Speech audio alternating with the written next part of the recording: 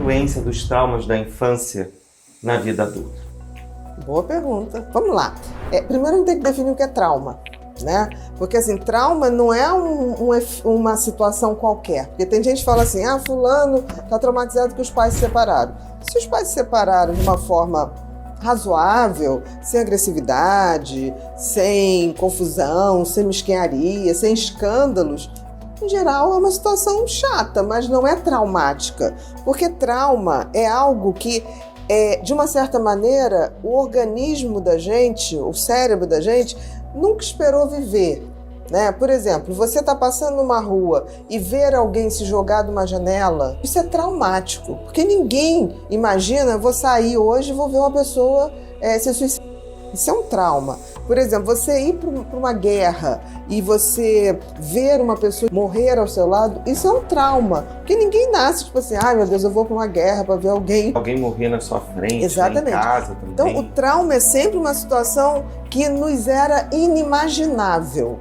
Então, é uma coisa que é séria, não é uma coisa dificuldade da vida. Porque, assim, tem coisas que são dificuldade da vida que a gente vai passar. São chatas, mas não são traumáticas. Então, eu diria o seguinte, que traumas infantis vão marcar realmente a vida de um adulto quando esse trauma for realmente intenso. O que é um trauma intenso para uma criança?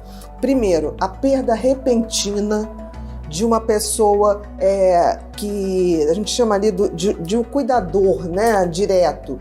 Pai, mãe, avô, avó, até uma babá muito querida. É porque a criança não entende como aquela pessoa some da vida. Bichinhos. Não se esqueça de acessar nosso primeiro link no comentário fixado ou na descrição, pois nele você descobrirá como o método dos 3 pilares da saúde do cérebro irá te trazer mais qualidade de vida e bem-estar físico, mental e emocional. Perda de bichinhos no sentido, assim, bichinho de estimação, de forma traumática. Porque as famílias, às vezes, eu já peguei paciente, Bia, de falar assim, o cachorrinho dele morreu, quando ele acordou, a gente já tinha sumido, falou que ele fugiu. E aí é muito ruim, porque assim, o que a criança acha? Que o cachorro não gostava dele, né? Ou o gatinho que sumiu. Então é importante, desde muito cedo, colocar a verdade. E se a criança for sofrer, ser um colo aconchegante, porque aí passa a ser uma situação difícil, onde ela foi acolhida e ela pôde fazer o seu luto. Agora, essa perda, que às vezes pode acontecer, né, de um parente, de um pai, de uma mãe, ou de um avô, de uma avó, de uma forma repentina, mas é importante que se fale, olha, aconteceu uma coisa muito chata, mamãe também está muito triste, papai, vai doer muito, mas a gente tem que seguir a vida, a gente vai estar aqui sempre junto. Quer dizer, é importante que dê essa segurança para a criança. Isso é um trauma. Agora, um outro trauma, eu acho que esse talvez seja o pior de todos, esse trauma de abuso psicológico, sexual, em todos os âmbitos, emocional, psicológico, esse sim, eu acho que se ele persiste muito e não tem um momento ali que ela é acolhida para ela poder enfrentar a situação, eu acho que cria aí um adulto muito desconfiado, muito descrente, muito magoado, com níveis de ansiedade muito grandes, porque você imagina uma criança... Essa coisa persecutória, já que o mundo está sempre... Não só persecutório, mas tipo assim, qualquer pessoa que toque já é uma situação. Ou então, ao contrário, ela começa a achar que tudo que ela deve fazer para seduzir alguém é entregar o seu corpo, ou fazer coisas que ela não gostava. Então isso pode gerar um trauma muito grande, pode gerar na vida adulta dificuldades sexuais grandes, pode gerar inversão de valores. Por exemplo, é muito comum, quando você faz um histórico a fundo em garotas de programa, elas terem sofrido abuso. E são pessoas que, em geral, não gostam de sexo. Garotas de programa, meninos de programa não gostam tanto de sexo. E tem uma coisa que eles têm uma mentalidade assim, eu vou dar o sexo como se fosse para ter um domínio sobre aquela pessoa ali, do domínio que ela não teve quando era criança.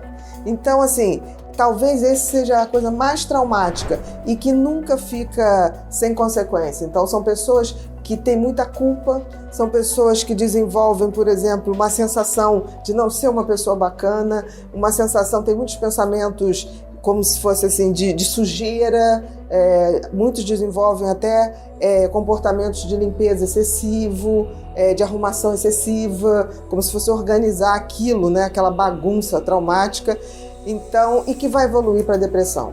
Essa coisa da vida adulta, do trauma na infância, é quando você, em adulto, você, de uma certa forma, você começa a perceber que você tem um pouco de domínio sobre a sua vida.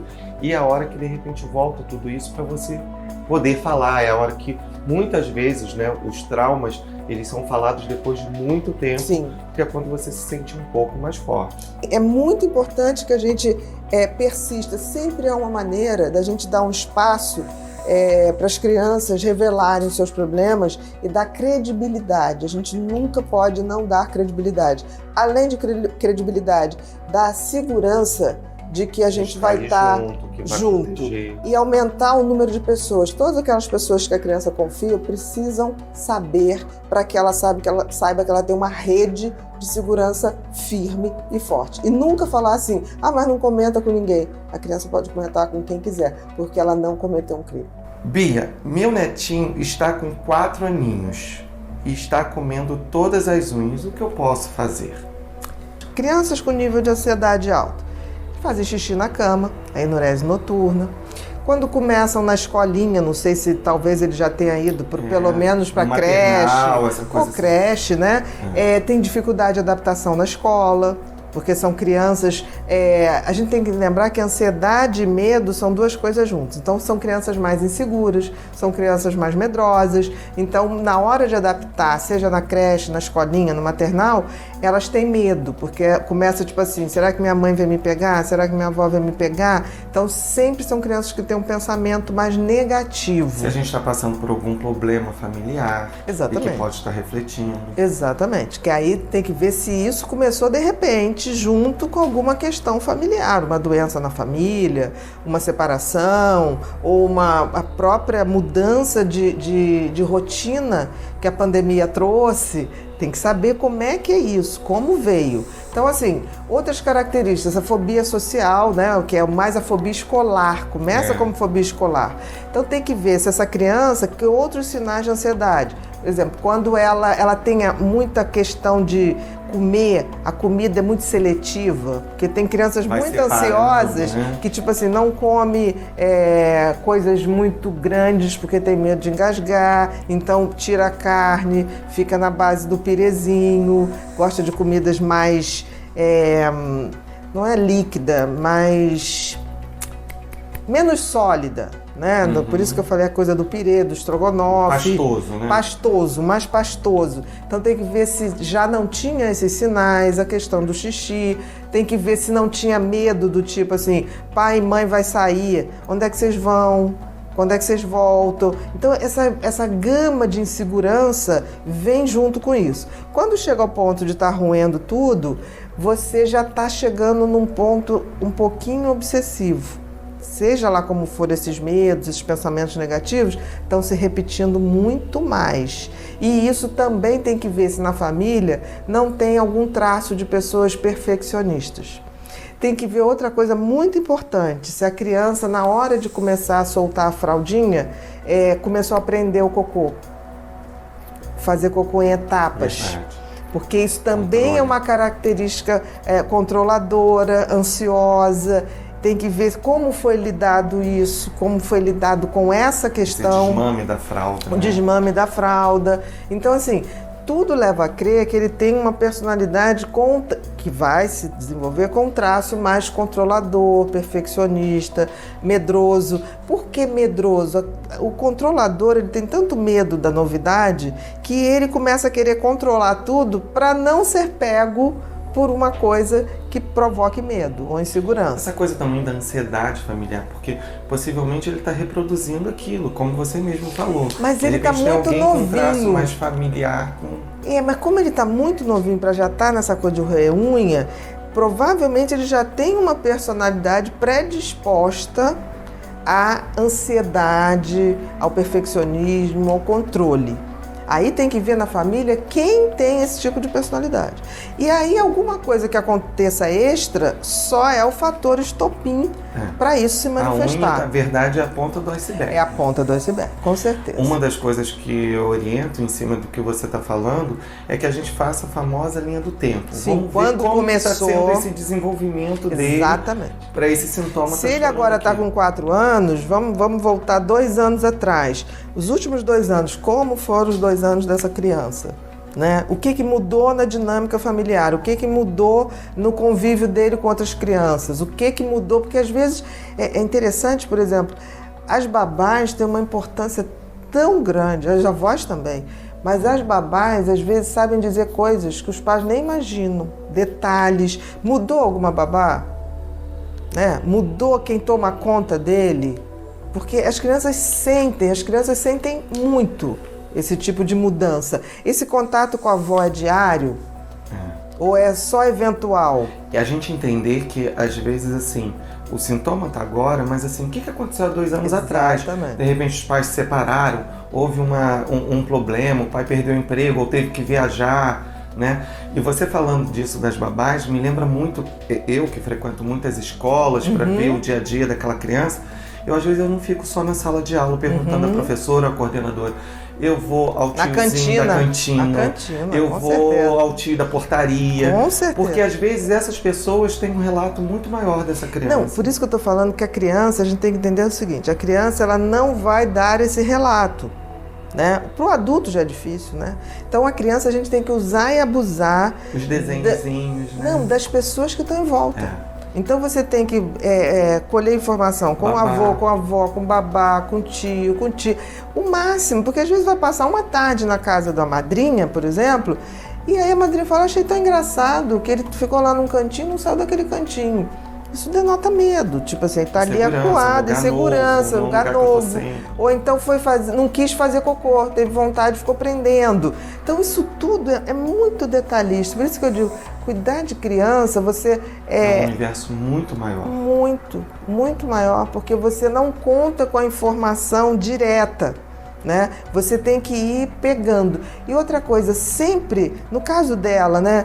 Tipo assim, conversar com esse neto da seguinte maneira, a gente sempre tem que colocar para a criança que a gente já passou por aquilo.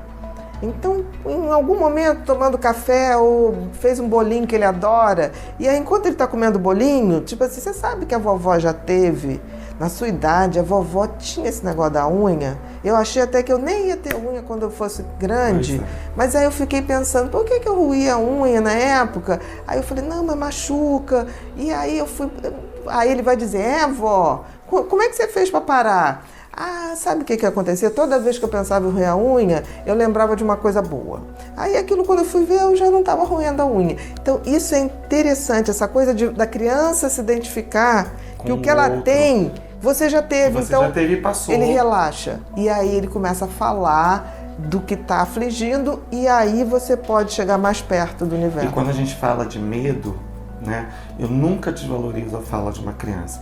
O que a gente precisa mostrar para ele que às vezes o medo é bom, contar uma historinha, que tem um medo quando a gente chega numa sacada, que realmente a gente tem que ter um medo de entrar numa água sozinho, do mar, né? Tem um medo bom e tem um medo ruim. E como que é esse medo ruim? Não, porque na realidade, realidade a gente tem que fazer a criança entender que o medo é bom, vai estar presente, mas que conforme a gente vai crescendo, ele vai sair. A gente vai crescendo a coragem. Então fazer esse balanço do medo e da coragem, porque sempre vai ter. E a gente vai ficando mais corajoso quando a gente vai enfrentando um medinho de cada vez. Os super-heróis, né? Exatamente. Eles não tomam certas coisas, exatamente, né? O super-homem lá que tem aquele kryptonita, eu acho. Kryptonita. Né? Então vamos construir e transformar, fazer lúdico. Uma criança, exatamente, todo o trabalho que uma criança tem que ter lúdico. E essa sinceridade de colocar que você já foi criança um dia, que as crianças têm muita dificuldade de achar que a avó, mãe ou pai já teve a idade deles. Então contar essa fragilidade nesse sentido. Você falando isso, né? Todo mundo sabe, você não tem filho, tem muitos filhinhos cachorrinhos. Mas tenho, e eu conheço os seus sobrinhos, e eles sempre se espelharam muito em você, assim. Então, às vezes, aquela criança, por espelhar, a gente tem que mostrar, eu sou frágil, eu também quando era pequena fazia isso. Não, sim, assim, eu tenho muitos afilhados também, né?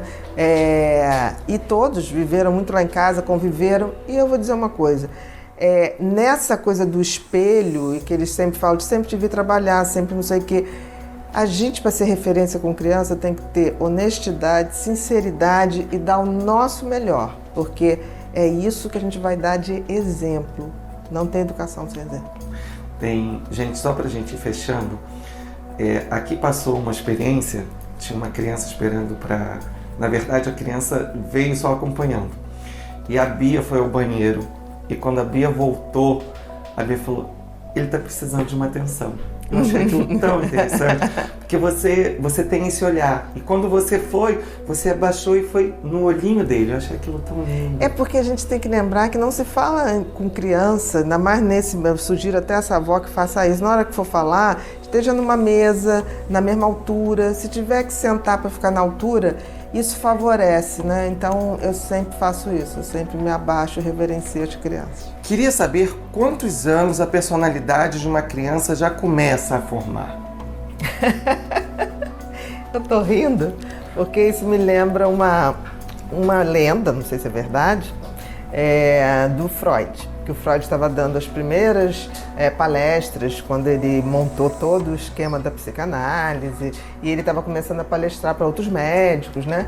E aí abriu-se ao público.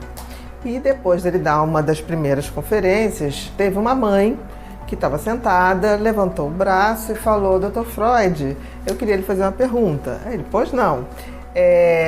Quando eu devo começar a cuidar da saúde mental do meu filho? Aí ele falou assim, o filho tem quantos anos? Aí ela falou assim, tá com 2. Ele falou, você devia ter começado na gravidez.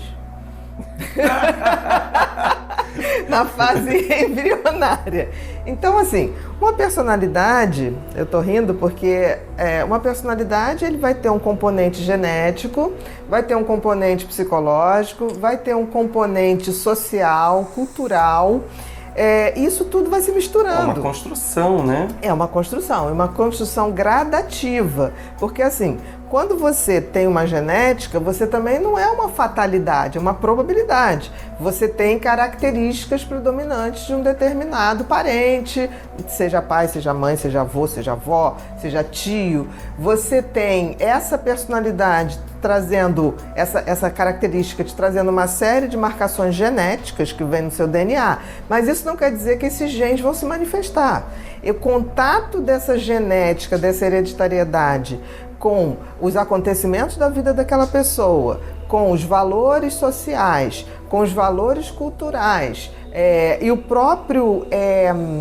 a própria autorreflexão, o próprio autoconhecimento é que vai determinar como essa personalidade vai se desenvolver. Então, assim, logo no início, a criança mostra características que são muito compatíveis com a genética, porque ainda não deu tempo de desenvolver a sua história, não deu tempo dela se autorrefletir, então predomina ainda a questão genética. Mas depois, essa questão social, cultural e mesmo da educação favorece muito, muito mesmo. Então, uma das coisas mais importantes na formação da personalidade é o que a gente chama da neuroplasticidade, ou seja, a maneira de eu pensar e agir muda a minha genética, como a minha genética também muda a maneira de eu pensar e agir. Então, assim, a saúde mental é uma via de mão dupla. O que eu ponho de coisas melhores no meu cérebro, reflexões, pensamentos, níveis de consciência, favorecem o meu externo e vice-versa. O meu externo, as pessoas com quais eu convivo, os valores com quais eu usufruo, também trazem uma vitalidade para a minha parte mental. E a gente tem também a questão de todo o componente social que influencia junto. Então, assim, a gente pode... você estava falando, eu estava lembrando também da história eu acho que foi o lobo que foi viver no meio dos macacos e ele começou a se comportar? Tinha alguma coisa assim? Ou pessoas que vivem num ambiente que não é o dele e ele passa a se comportar como aquele grupo? Não, né? eu acho assim, não sei se isso. Tem duas coisas, né? Por exemplo, a própria lenda de Tarzan é um menino, que é um menino lobo, que foi viver entre os macacos e desenvolve o comportamento externo dos macacos. E tem também a questão romana, a história romana, que fala do Romo e Remo, né? Que eram os dois irmãos que foram criados por uma loba. Então, assim, tem essas duas coisas. Então pode ter, e a gente tem essa influência do meio também.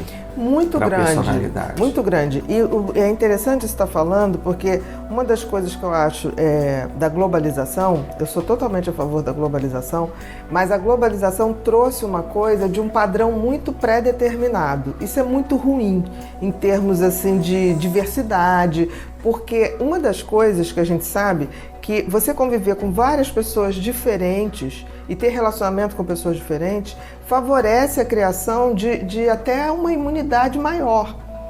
Isso é muito interessante. Tem um livro chamado Imune, né, que fala isso, que uma das grandes coisas que nos favorecem quando a gente troca essa coisa entre pessoas muito diferentes, sejam em questão de opções, seja em questão de cor, de gênero, de tudo, isso favorece a gente ter uma imunidade maior e também uma perspectiva maior. Mas o que eu vejo é que, infelizmente, muitas pessoas, ao invés de pegar essa dádiva da globalização, que é pegar tudo de bom que a gente possa ter de todos os povos e começar a incorporar alguma coisa, o que se criou, infelizmente, foi um padrão capitalista do que é certo, do que é errado, o que deve ser consumido e não deve. E isso talvez seja um grande desafio para a gente educar os filhos e educar os jovens, porque você vê que a criança, rapidamente, quando vai para a escola, ela já diz que quer a mochilinha que tem o macaquinho, ela já diz que quer a roupinha que eu não sei o quê. Princesa, hoje eu quero ir de princesinha. Exatamente, porque isso é culturalmente imposto. Então, eu acho que o maior desafio dessa mãe é criar um padrão cultural que não seja só o que a sociedade dá. Criar um padrão cultural, brincar mais com esse filho, falar mais de valores, criar histórias, não ficar à mercê do que o capitalismo coloca como opções culturais. Eu acho que o afeto, a cultura do afeto, ainda é uma coisa indispensável para o ser humano. E uma relação, para ser considerada boa, é uma relação que eu dou o meu melhor. Isso sim é amor verdadeiro. A relação tóxica, ela vai começar a quebrar esses paradigmas totalmente. Então é muito comum na relação tóxica a pessoa que é abusada se sentir culpada. Não se esqueça de acessar nosso primeiro link no comentário fixado ou na descrição, pois nele você descobrirá os 2 maiores erros que as pessoas cometem ao tentar combater o estresse e como o método dos 3 pilares da saúde do cérebro irá te trazer mais qualidade de vida e bem-estar físico, mental e emocional, além de te livrar de sérios problemas que o estresse a longo prazo pode causar através da liberação contínua de hormônios nocivos ao cérebro. No curso, você irá aprender sobre exercícios, vitaminas corretas, meditação, como turbinar sua memória, a importância de adquirir novas habilidades, a importância do sorriso e muito mais. E ao acessar, você terá também direito a um bônus exclusivo. Não perca essa oportunidade. Não deixe de conferir o vídeo na miniatura acima, onde a doutora Ana Beatriz fala sobre detox digital, os erros na criação da nova geração de jovens, dependência tecnológica, felicidade e outros alertas importantes. Ou então, maratone nossa outra playlist abaixo com os melhores vídeos da doutora Ana Beatriz Barbosa.